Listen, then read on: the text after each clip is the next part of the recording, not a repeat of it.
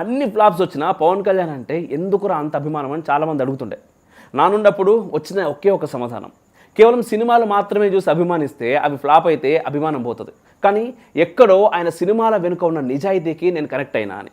Cut చేస్తే అదే సంవత్సరం ప్రజారాజ్యం పార్టీ ఆవిర్భావం, రాజకీయాల్లో ఏదో కొత్త మార్పు రాబోతుంది అనే ఆశ.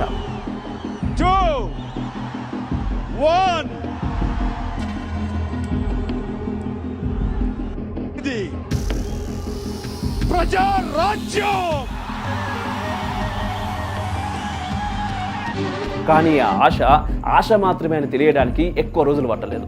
కాంగ్రెస్లో ప్రజారాజ్యం విలీనం. ఆ క్షణం నాలో మొదలైన ప్రశ్న, అప్పటి వరకు ప్రజారాజ్యం తరపున ప్రచారం చేస్తున్నప్పుడు పవన్ కళ్యాణ్ మాట్లాడిన మాటలు కాంగ్రెస్ గురించి, ఇదేమి రాజ్యం, దోపిడీ రాజ్యం, దొంగల రాజ్యం. ఈ దోపిడీ రాజ్యాన్ని తరిమి కొట్టాలంటే వచ్చే ఎన్నికల్లో వాళ్ళని పంచలు ఊడిపోయేలా తరిమి కొట్టాలి అని.